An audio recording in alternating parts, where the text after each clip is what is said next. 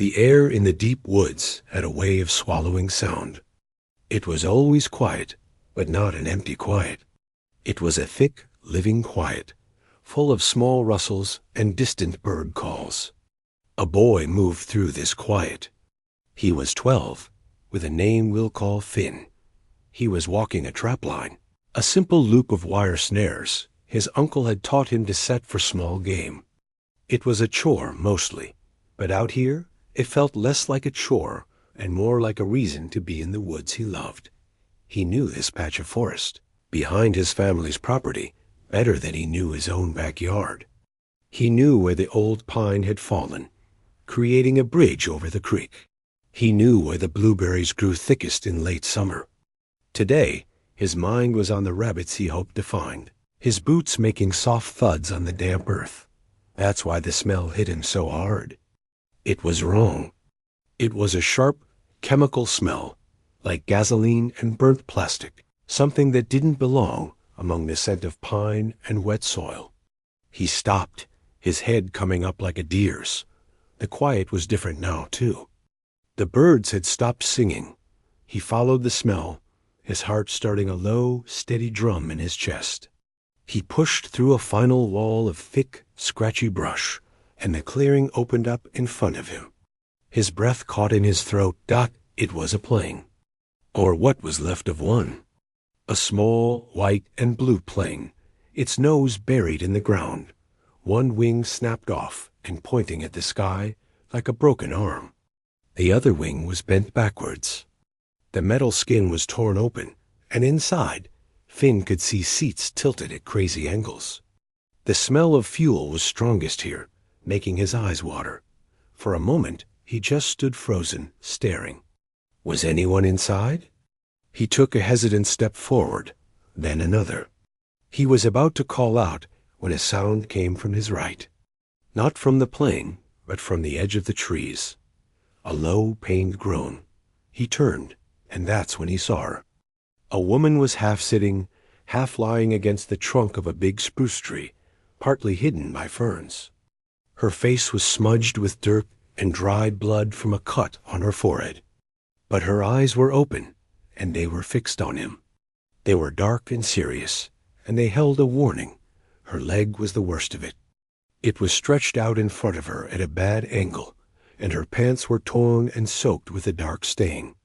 She had tried to make a splint from 2 branches, and a strip of cloth from her jacket, but it looked loose and useless. "Hey," Finn said, his voice coming out as a whisper.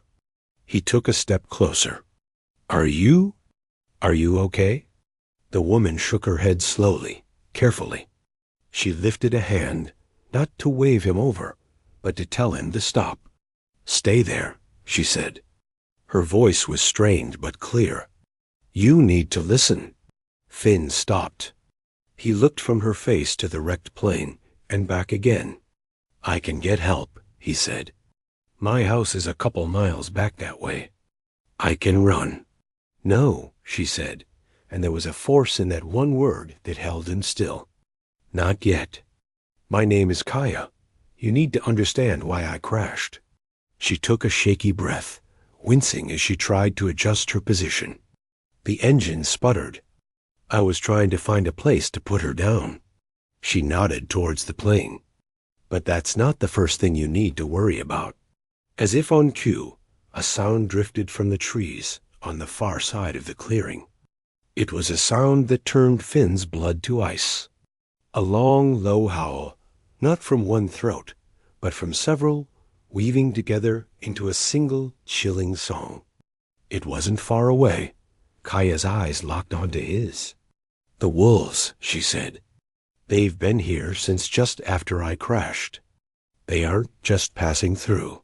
"Wolves don't usually bother people," Finn said, repeating something his uncle had told him. He was trying to sound brave, but he could hear the fear in his own voice. "Usually," Kaya agreed.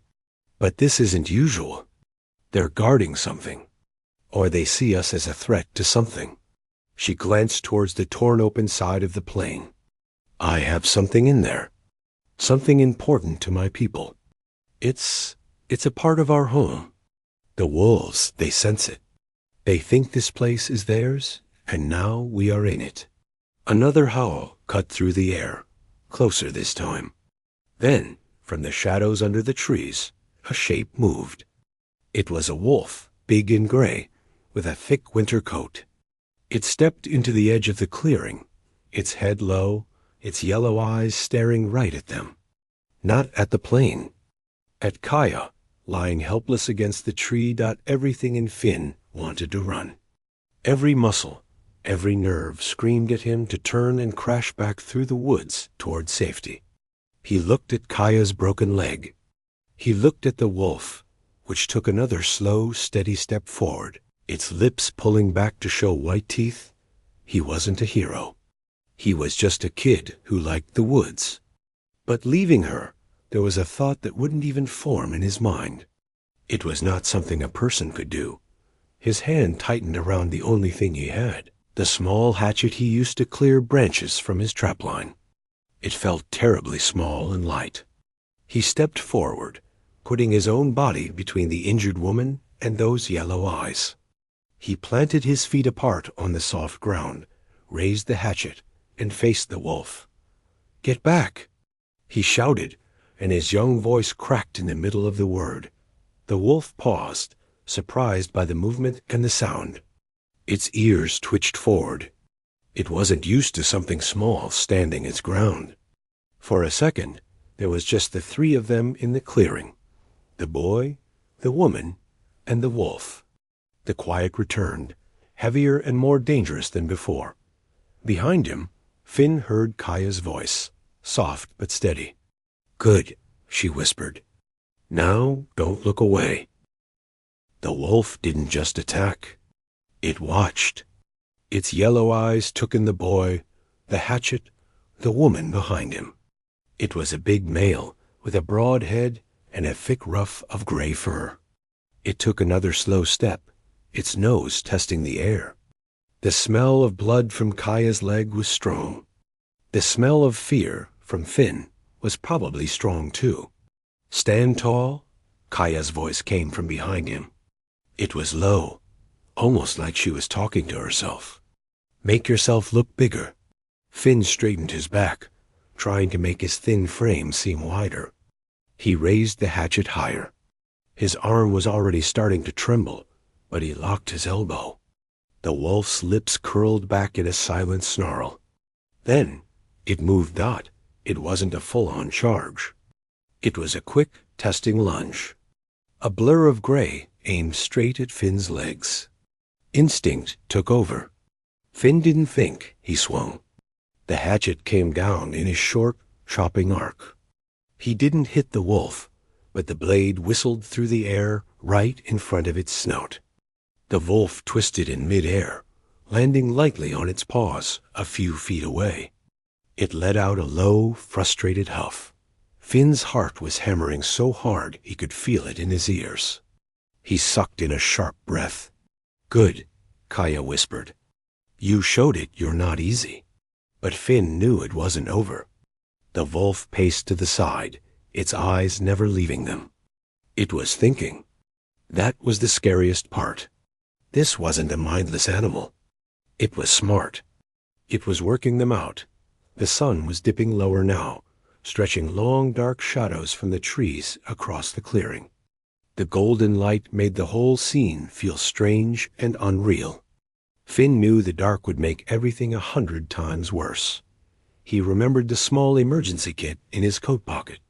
His uncle made him carry it any time he went into the deep woods. It had a whistle, a bandage, and a small fire starter, a metal rod, and a piece of flint. He couldn't fight with that. But maybe, can we make a fire? He asked, not daring to take his eyes off the pacing wolf. "Yes," Kaya said, "but you cannot look away from him. Use your other hand. Gather what you can reach." Slowly, keeping his front to the wolf, Finn crouched. He felt around on the ground with his left hand, grabbing dry pine needles, a few small twigs. He dumped them in a pile between himself and Kaya. It felt silly, such a tiny pile against such a big danger. He fumbled the fire starter from his pocket. Striking the rod with the flint was hard with one shaking hand. Spark after spark fizzled out on the damp needles. The wolf saw his distraction. It darted in again. This time it came for Kaya, trying to circle around Finn's side. Finn shouted, a raw, wordless yell, and jumped to block it, swinging the hatchet wildly. The wolf dodged back again, but Finn had to step away from his little pile of tinder to do it. This was their rhythm for what felt like hours. The attacks came in waves, but never from the whole pack. Sometimes it was the big male. Sometimes a slightly smaller, darker wolf would slip from the trees, try a nip, and disappear. They were wearing him down, testing his speed, his attention. Each time he had to move, to shout, to swing, he counted the big attacks, the ones that made his blood turn cold. The second was another lunge at Kaya, stopped by a lucky sideways chop that grazed the wolf's shoulder, making it yelp.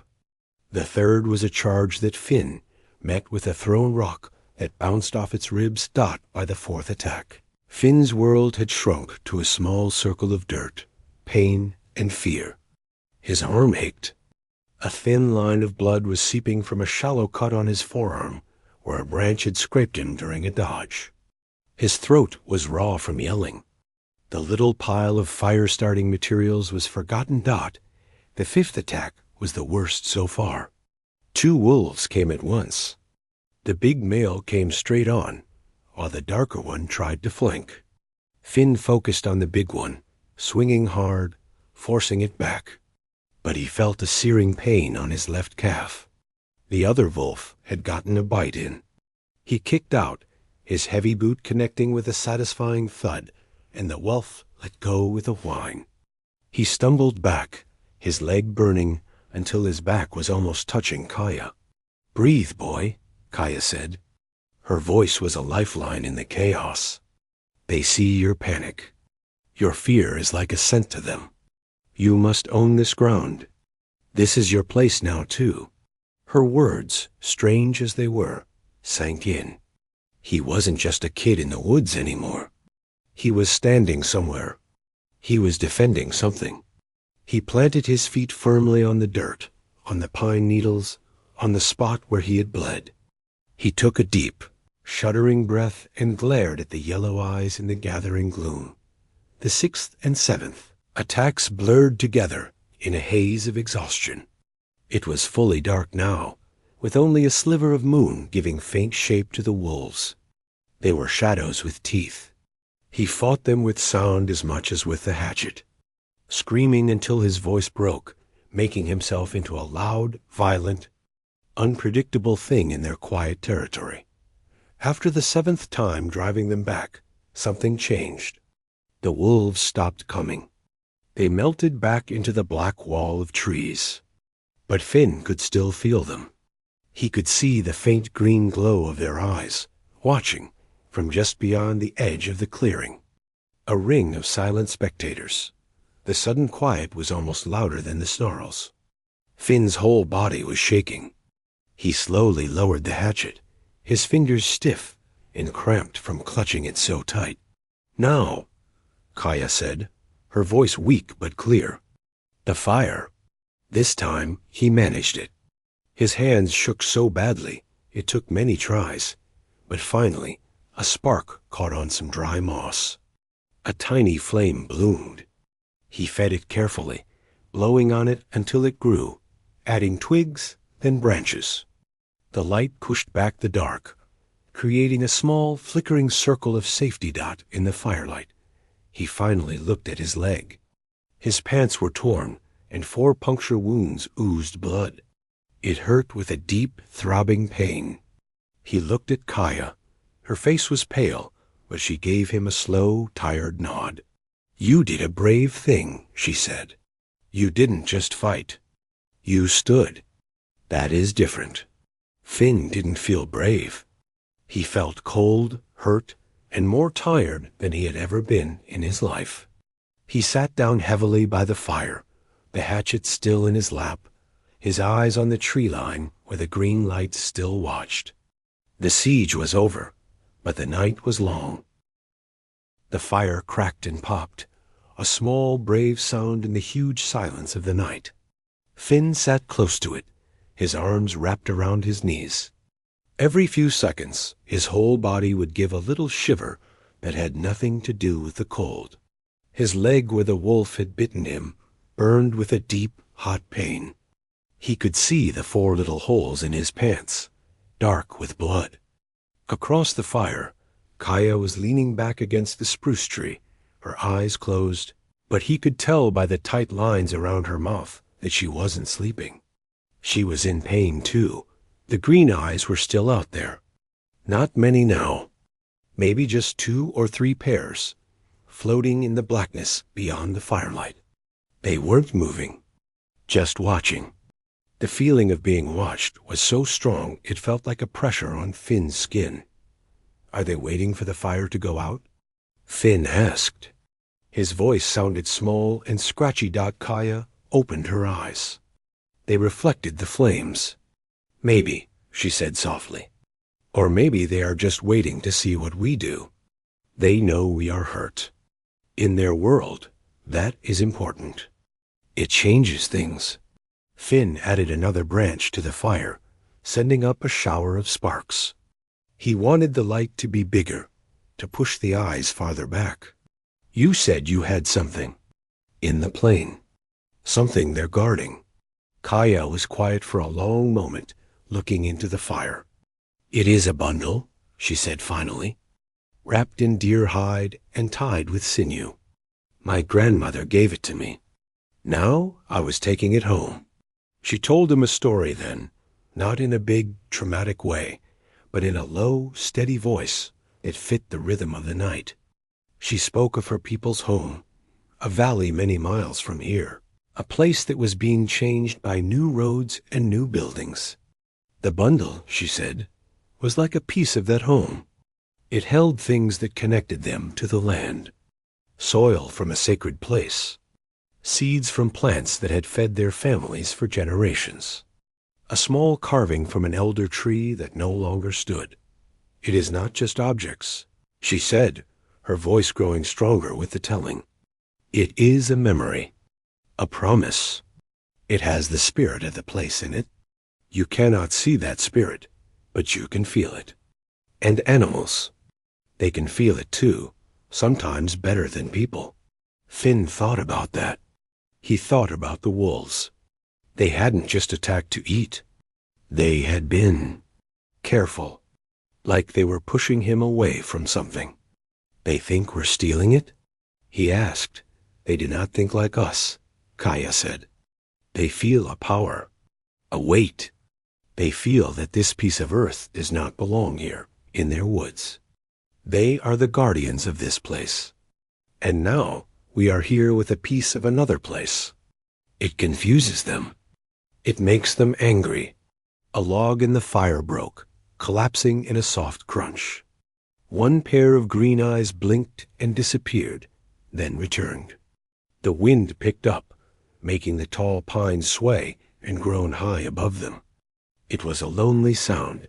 Finn's leg gave a particularly nasty throb, and he couldn't stop a sharp gasp from escaping his lips. He pulled up his pant leg to look. The skin around the bite marks was red and puffy. It didn't look good. Kaya saw him. You need to clean that, she said. There is a first aid kit. In the plane. In a white box with a red cross, probably in the back. Finn looked from her to the dark shape of the wrecked plane. The opening was a black hole. The idea of going in there, in the dark, made his stomach clench. But the pain in his leg was getting worse. The fire will keep them back for a minute, Kaya said, understanding his fear. Be quick. Find the box and come straight back. Finn took a deep breath. He stood up, his legs stiff. He took a burning branch from the fire to use as a torch.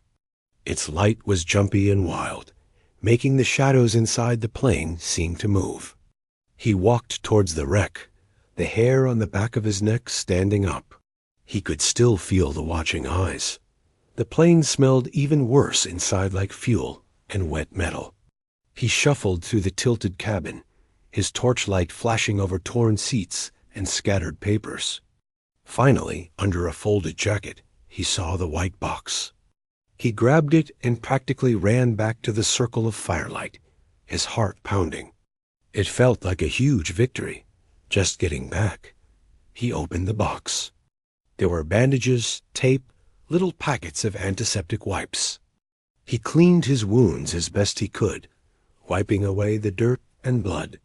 The antiseptic stung so badly it made his eyes water, but he knew it was necessary. He put a clean bandage over it, wrapping it tight. Then he looked at Kaya's leg. Her makeshift splint was useless. "I should fix that," he said, Dot with her guiding him. He carefully cut away more of the torn pant leg with his hatchet. The broken bone wasn't sticking out, but he could see a terrible, deep bruise and a swelling that looked wrong. Using 2 straight, strong branches from a nearby fir and strips of cloth from the first aid kit and his own extra shirt, he made a new, tighter splint. Kaya didn't make a sound while he worked, but she gripped a stick so hard her knuckles were white. When he was done, they both sat back, exhausted. The fire was the only thing that felt alive. The night was so deep and quiet, it felt like they were the last 2 people in the world. Kaya began to hum. It was a low, tuneful sound, rising and falling. It wasn't a song Finn knew. It had no words. It sounded old. It sounded like the wind, and like the creaking of trees, and like the distant rush of a river. She hummed it over and over, her eyes on the floating green dots in the trees. Not at first. Finn didn't understand. Then he felt it. The song wasn't for him. It wasn't even for her. It was for the woods. It was for the wolves. It was an offering. A way of saying, we are here. We are hurt. But we are not here to fight anymore. We are just here. And as she hummed, a strange thing happened. The fear that had been clawing at Finn's stomach all night began to soften, just a little. The eyes in the darkness didn't seem quite so hateful. They just were. The pain in his leg was still there, and the danger was still real. But wrapped in that ancient, wordless hum, a tiny seed of calm took root. The night was no longer just a siege. It had become a strange, shared vigil. They were waiting, the boy, the woman, and the wolves, for the sun to decide what happened next. The first change was the sound. The deep, absolute quiet of the woods began to soften. It wasn't that noises started, but the heavy blanket of silence lifted. Finn heard the wind again, a gentle sigh in the tops of the pines. He heard the soft crackle of their dying fire. He hadn't even noticed those sounds going away during the worst of the night. The second change was the light. The blackness at the edges of the clearing turned to a deep, cool gray. The shapes of the trees separated from the dark, becoming solid things you could see again. The sliver of moon was gone, but a faint, milky glow was spreading in the eastern sky. Finn realized he had fallen asleep. He didn't remember doing it. One moment he was listening to Kaya's humming. The next, he was jerking his head up, his neck stiff and sore. The fire was now just a bed of glowing orange coals.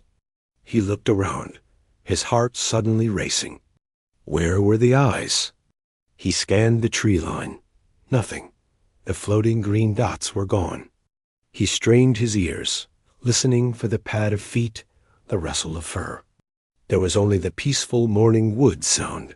"Kaya?" he whispered, turning. She was awake. She was looking at her hands, turning them over slowly, as if seeing them for the first time. Then she looked at him, and she smiled. It was a tired smile, but it was real. It changed her whole face. "They are gone," she said, her voice rough but clear. "Are you sure?" Finn asked. He grabbed his hatchet, which had never left his hand even in sleep, and stood up. His leg protested, sending a sharp ache up to his hip. But when he put weight on it, the pain was different. Last night it was a hot, angry throb. Now it was a dull, stiff ache. He looked down. The bandage was still on, but the frightening redness around the edges seemed to have faded. "I am sure," Kaya said. She took a slow, deep breath and let it out. The night watch is over. Finn kept looking at the trees, not trusting it. It felt like a trick. He limped a few steps toward the wrecked plane, peering into the shadows. Nothing moved. The clearing was just a clearing again, scarred by the plane and their small camp, but no longer a cage. He turned back to Kaya. That's when he saw the bigger change. Her color was better. The gray, pained look had left her skin. She moved her injured leg just an inch, and while she still winced, the terrible tension in her jaw was gone. "How? How is your leg?" he asked. She looked down at the splint he had made. "It is better," she said, and she sounded surprised. "The pain is not so sharp. It is a deep ache, but the fire is gone from it." She looked at him, her dark eyes serious. The medicine worked. Finn was confused. "Medicine?" "I just used the wipes from the kit." Kaya shook her head slowly. She pointed a finger not at the first aid box, but toward the dark opening of the plane's cabin. "No, the real medicine. In my bundle. I used it while you slept." Finn must have looked completely lost, because she gestured for him to come closer. "Help me," she said. "We need to bring it into the light." "It is time." Still wary, Finn helped her shift so she could sit more upright, her back against the tree. Then, at her direction, he went to the plane.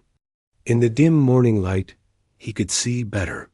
Behind the pilot's seat, wedged under a folded blanket, was a parcel. It was wrapped in a soft-looking, smoky brown leather, tied with thin, strong cords. It was smaller than he'd imagined, about the size of a loaf of bread, but it felt heavy when he picked it up. Not a physical heaviness, but a weight of importance. He carried it carefully back to her. Kaya placed the bundle in her lap. Her fingers, which had been trembling the night before, were steady as they worked at the intricate knots. She unfolded the deer hide, layer by layer. Finn didn't know what he expected. Gold? Jewels? Something shiny.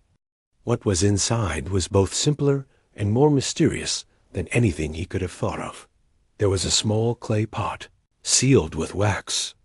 Next to it was a pouch made of soft, tanned leather. There were bundles of dried herbs tied with string, feathers, and a smooth, dark stone that looked like it had been pulled from a riverbed. Lastly, there was a smaller deerskin pouch, closed with a wooden toggle. Kaya picked up the clay pot. She carefully broke the wax seal and lifted the lid. Inside was a thick paste. It was a deep green color, and it smelled strong like pine and mint and earth after a rain. A smell that was clean and ancient at the same time. "My grandmother's medicine," Kaya said. "For wounds, for sickness, for when the body is out of balance." She dipped 2 fingers into the paste. "Give me your leg." Finn hesitated for only a second. Then he sat down and unwrapped the bandage from his calf. The bite marks were still there, 4 purple punctures, but the swelling had gone down a lot. It looked days old, not hours. Kaya applied the cool paste gently over the wounds. The effect was instant. A shocking, deep coolness spread from the bites, driving out the last of the hot pain. It felt like dipping his leg in a cold, clear stream. He let out a sigh of relief. He didn't even know he was holding that next. She opened the smaller pouch. She poured a little of its contents into her palm. It was a rich, dark, crumbly soil. "This is from our home," she said, her voice full of feeling. "From a place where my people have gathered for many, many generations." She didn't eat it. She didn't rub it on her skin. Instead, she motioned for Finn to lean closer. Very carefully, she took a pinch of the dark soil. She reached over and sprinkled it, not on her own leg, but on the ground. She sprinkled it right where Finn's blood had fallen the night before, on the dirt where he had stood his ground against the 7 attacks. Then she took another pinch. She hummed that same low, wordless tune from the night before. She reached out and gently touched Finn's forehead, leaving a small, dusty smudge of the earth there. It was a gentle, solemn act. "This earth is for thanks," she said softly, her eyes holding his. "Thanks for the ground that held you up. Thanks for the blood you gave to protect a stranger. This connection is now part of the story of this place." Finn didn't know what to say. He felt the cool medicine on his leg and the faint grit of the sacred soil on his brow. He looked at the little patch of ground where the dark earth mixed with the pine needles. The world felt different, sharper, more connected. The terror of the night was still a memory in his bones, but it was wrapped now in something bigger, something calm and old. The sun finally broke over the distant mountains. A single brilliant shaft of golden light cut through the trees, landing right in the center of the clearing, illuminating the wrecked plane, the cold fire, and the boy and the woman with the open bundle. It felt less like an ending and more like a beginning. The sun climbed higher, warming the clearing and chasing the last of the night's chill from Finn's bones. The golden light made everything look ordinary. Again the torn metal of the plane, the scattered branches from the fire. But Finn didn't feel ordinary. He felt the cool press of the medicine on his leg and the faint, gritty touch of earth on his forehead. The world seemed to hum at a different, quieter frequency. Kaya carefully re-wrapped her bundle, her fingers tying the sinew cords with a ritual slowness. She placed it beside her like a trusted friend. The silence between them wasn't awkward. It was full of the night they had survived and the strange morning that had followed. Then a new sound entered the clearing. It was a distant, mechanical buzz, faint at first, like an angry insect. Finn's head snapped up. Kaya heard it too, her eyes searching the clear blue sky. The buzz grew steadily into a distinct thrum. "A helicopter," Finn said, his voice mixed with relief and something else he couldn't name. Kaya nodded. "They will have been looking for me since yesterday." The sound grew louder, becoming a roaring thunder that shattered the peace of the woods. Trees began to sway as the helicopter came into view, a big red and white machine with a search and rescue logo on its side. It circled the clearing once, a giant bird of prey looking down at the wreck. Then it moved away, looking for a place to land somewhere nearby where the trees were thinner. In the sudden, overwhelming noise, Finn looked at Kaya. She was looking back at him, and the calm in her eyes was replaced by a fierce urgency. A moment of quiet mystery was ending. The real world was crashing back in. She reached out and grabbed his hand. Her grip was strong. "Listen to me," she said, her voice cutting through the rotowash that now filled the air. "They will ask many questions. They will see the plane and my leg and your wounds. They will not understand about the wolves." "Not really." Finn just stared. The helicopter was setting down, the noise becoming a physical vibration in the ground. Kaya let go of his hand and quickly untied a leather cord from around her own neck. On it hung a small carving, polished smooth by time. It was a wolf running, its body curved in a graceful leap. She pressed it into Finn's palm and closed his fingers over it. The wood was warm from her skin. "You did not just fight wolves," she said, leaning close so he could hear. "You passed through them. They were the test, and you were the answer. You stood your ground when anyone else would have run. You protected something sacred without even knowing what it was." She tapped the carving in his fist. "This is so you remember. You are connected to this story now." Then the world erupted with people. Men in uniforms came crashing through the underbrush, shouting to be heard.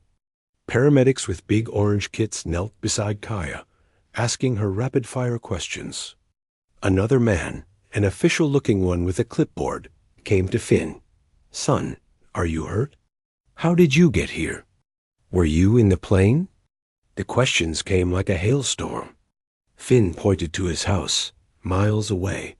He said he was checking traps. He showed them his bitten leg.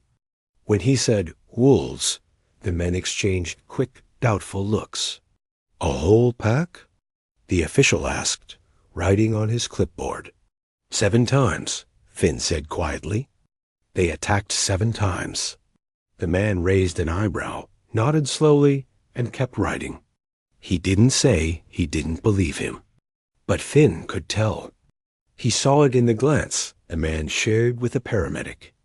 They saw a scared kid with an overactive imagination, maybe in shock from finding a crash. They were gentle but firm. They wrapped Kaya in a blanket and lifted her onto a stretcher. As they carried her towards the path they'd cleared, she turned her head and looked right at Finn one last time. She didn't smile. She simply gave a slow, deep nod. A nod of respect. A nod of goodbye. Then she was gone, swallowed up by the trees and the noise. The official drove Finn back to his family's house in a pickup truck. The reunion was frantic, his mother crying, his uncle clapping him on the back, his little sister staring wide-eyed at his bandaged leg. The story poured out of him again. The plane, the woman, the 7 attacks. The news spread through their small town faster than a forest fire. By that evening, Finn was a local legend. Kids at school called him Wolf Boy. The local newspaper ran a headline, "Local Youth Survives Wolfpack Ordeal at Crash Site." People patted him on the shoulder at the grocery store. They wanted the exciting parts, the teeth, the snarls, the hatchet. But they always got the same simple version from Finn. "It was scary," he'd say. "I just did what I had to do." He never mentioned the bundle. He never described Kaya's humming or the morning medicine or the pinch of sacred soil. Those things were his. They were true in a way the wolf attacks weren't. The carving never left his neck. He'd feel it sometimes, resting against his chest when he was doing homework or walking home from school. He'd hold it in his hand, the smooth wood reminding him of the feel of that deerskin bundle, the smell of that pine and earth paste, the unshakable calm in Kaya's eyes when the world was full of teeth. His leg healed fast, leaving only 4 small, pale scars. Doctors said he was lucky, that it could have been much worse. Finn would just nod. Years later, when he was grown, he would still go walking in those woods. He never saw wolves again, though he sometimes felt a prickle on the back of his neck, a feeling of being watched that wasn't threatening, just present. He would visit the clearing. The plane wreck was long gone, hauled away by crews. But if you knew where to look, you could find a few twisted bits of metal. Grown over with moss. He would stand there, the wolf carving warm in his hand, and remember. He didn't just remember the fear. He remembered the stillness after. He remembered that his blood and that sacred soil were part of that ground forever. Kaya was right. He hadn't just fought. He had passed through. And he had come out the other side, connected to a brave woman, to an ancient story, and to the untamed, watching heart of the wild itself. It was a quiet truth he carried, more real than any headline, a story written not in words, but in scars, in memory, and in the silent, understanding woods.